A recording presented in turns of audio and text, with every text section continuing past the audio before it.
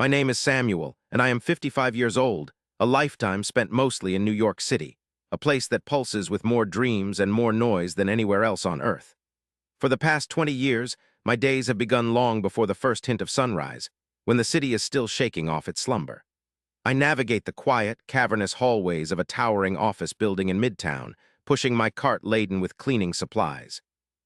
The smell of ammonia and floor wax is as familiar to me as the scent of morning coffee.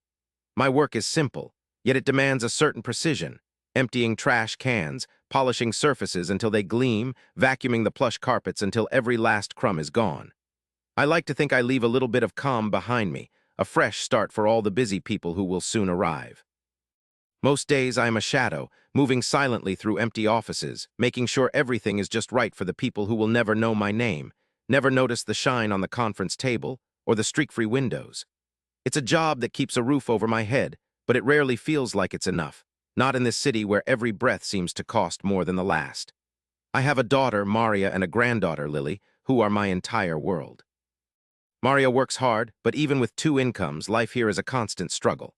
My biggest dream, a quiet, stubborn hope I've held onto for years, is to help Lily go to a good college, to make sure she has opportunities I never did, opportunities her mother is fighting so hard to provide. But lately, even that dream feels like it's slipping through my fingers like water. Maria recently lost her job, a sudden, brutal blow that left her reeling. The savings she had were quickly eaten up by rent and bills, and suddenly the little apartment she shared with Lily was at risk. The fear that I could not protect them, that I was too old, too tired, too invisible to make a real difference, gnawed at me every single day. It was my internal nemesis, a whisper in the back of my mind telling me I was failing, that I was just a tired old man pushing a broom, unable to save the people I loved most. I'd watch the bright, young faces stream into the building each morning, full of purpose and energy, and I'd wonder where I went wrong, why my own life had become this endless cycle of polishing other people's dreams. The weight of the world, it felt like, rested squarely on my shoulders, and they were aching. I knew I couldn't just stand by and watch my family suffer. So I started working even harder, picking up every extra shift I could get my hands on. Weekends, holidays, overnight emergency cleanups. If there was work, I took it. My body, already stiff from years of repetitive motion, protested loudly, but I pushed through the aches and pains. My meals became even simpler: instant noodles, stale bread, anything cheap and filling. My old, worn-out clothes were mended again and again until they were more patches than fabric. Every single penny I earned beyond my absolute necessities went into a separate envelope, labeled simply Maria and Lily. I would sit at my kitchen table late at night, a dim bulb casting long shadows, meticulously counting out dollar bills, the stack growing agonizingly slowly. I even started looking for other jobs, anything that might pay a little more. I filled out online applications in the break room during my lunch, typing slowly with my stiff fingers, my eyes straining to read the small print on the screen. But every application was met with silence or a polite rejection. Who wants a 55-year-old janitor for anything else? The setbacks came in waves. My old car, a faithful companion for years, finally coughed its last breath one freezing morning, leaving me without a way to get to my odd jobs outside the city. The repairs were more than I could afford, so it just sat there, a rusty monument to my dwindling resources. Then there was Lily's school. She needed new textbooks, a calculator for her math class, special art supplies for a project she was passionate about. Maria tried to shield me from the details, but I heard the worry in her voice. Each time I thought I had saved a little extra, some new expense would spring up, swallowing it whole.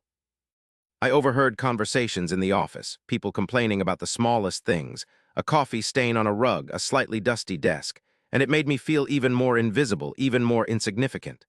One afternoon, while I was scrubbing at a stubborn mark on the floor, I slipped. My knee twisted sharply, sending a jolt of pain through me. I lay there for a moment, just breathing, the cold tile against my cheek. I pulled myself up, wincing, but the pain lingered, a constant reminder of my aging body and the risks I was taking. It made every step, every bend, every lift a little harder, a little slower. The lowest point came on a Tuesday night. Maria called, her voice thin and tearful. She hadn't found a new job, and the landlord had given them a final notice. They would have to move out, leave the city, leave New York, leave me. My heart ached so fiercely I thought it would break. Lily's laughter, her bright drawings taped to my refrigerator, Maria's resilience, all of it felt like it was slipping away. I sat alone in my small, cramped apartment, the city lights twinkling indifferent outside my window, a million tiny stars that offered no comfort. I pulled out the envelope, the one labeled Maria and Lily, and counted the money again. It wasn't even close, not nearly enough to cover her moving costs, not enough for a deposit on a new place, let alone the ongoing rent. I held a worn photograph of Lily, her toothless grin beaming up at me, and a single tear traced a path down my wrinkled cheek. I felt utterly, completely defeated. The fear my internal nemesis had finally won. I was tired, so tired, and the thought of simply giving up, of just letting the city swallow me whole, felt strangely appealing. What was the point? I was just a janitor. I couldn't fight the forces of the city, the tide of economic hardship. I closed my eyes and pictured myself simply not showing up for work tomorrow, just disappearing, letting the world move on without me. A crushing loneliness settled over me, deeper and colder than any winter night. I felt like a ghost, haunting the edges of a world that had no place for me. The next day, a Thursday, was one of the hardest I can remember. Every step with my aching knee was agony.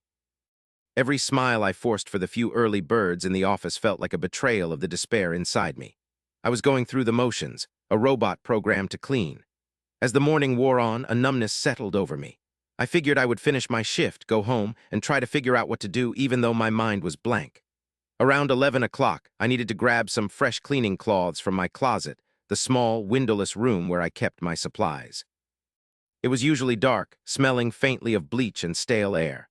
I pushed open the door, my mind already on the next task, and then I stopped. Everything stopped.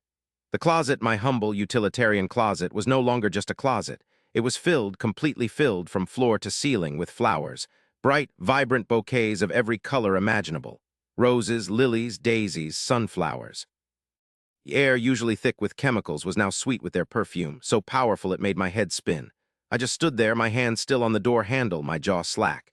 It was like stepping into another world, a secret garden hidden in the heart of a sterile office building. On top of a bucket, nestled among a sea of petals, was a large card. My hand trembled as I reached for it. It was thick, heavy paper, and on it, in neat, looping handwriting, was a message. "To Samuel," it began. "Thank you for everything you do. We see your hard work, your dedication, your quiet dignity. You make this a better, brighter place for all of us. You are truly appreciated." Underneath, there were dozens of signatures, names I vaguely recognized from cubicles and offices, people I had only ever seen from a distance. A single tear, then another, then a flood, streamed down my face. I hadn't cried like that in years, not even when Maria told me she might have to leave. This wasn't sorrow, though. This was something else. This was being seen. This was being acknowledged. This was kindness, pure and unexpected. Just then, a young woman, Sarah, from the marketing department, one of the names on the card, appeared in the hallway. She looked a little nervous, then smiled a gentle, understanding smile. "We just wanted to thank you, Samuel," she said softly, her eyes kind. "We really do notice." She didn't say anything else, just smiled again and walked away, leaving me there in my flower-filled sanctuary. It wasn't money. It wasn't a solution to Maria's problems, but it was everything. It was hope. The flowers in my closet didn't magically pay Maria's rent or fix my broken car, but they did something far more profound. They lit a fire inside me, a warmth that chased away the cold despair. I wasn't invisible after all. Someone had seen me, truly seen me, and that feeling, that deep connection, was a powerful force. I went home that evening, and for the first time in weeks, I didn't feel the crushing weight of the city. I called Maria and told her about the flowers, my voice thick with emotion. She listened, and I could hear her sniffle on the other end. "People are good, Papa," she whispered. "They really are." The next day, I still had to go to work, still had my aching knee, still had the worry about Maria and Lily. But now my steps felt a little lighter. I smiled at the early office workers, and this time my smile was genuine. I started leaving small, encouraging notes on the desks of people I saw working late or looking stressed. "You're doing great," or "Keep going, you've got this." Simple words, perhaps, but I hoped they would be a tiny flicker of light for someone else, just as the flowers had been for me. One morning, Sarah, the young woman who had approached me, stopped me by my cart. "Samuel," she said, "my uncle owns a small garage up in Queens. He's always looking for part-time help, maybe just a few hours a week for light duties, and he's good with old cars." It was a tiny thread of possibility, but I grabbed onto it.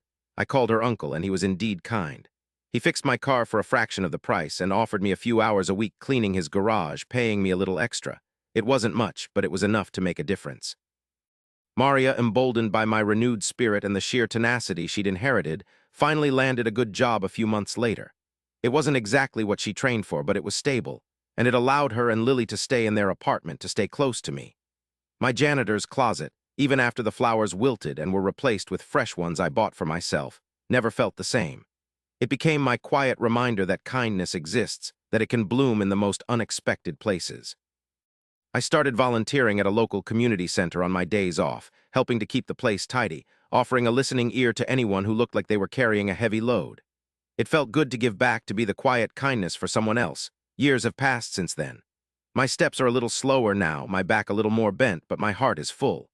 I still work at the same building, still pushing my cart, still polishing surfaces until they gleam. I see Lily now, grown into a bright young woman, thriving in her own college studies, thanks to her mother's hard work and the small, steady help I was able to give. Sometimes, when she visits the city, she'll meet me for lunch near my building.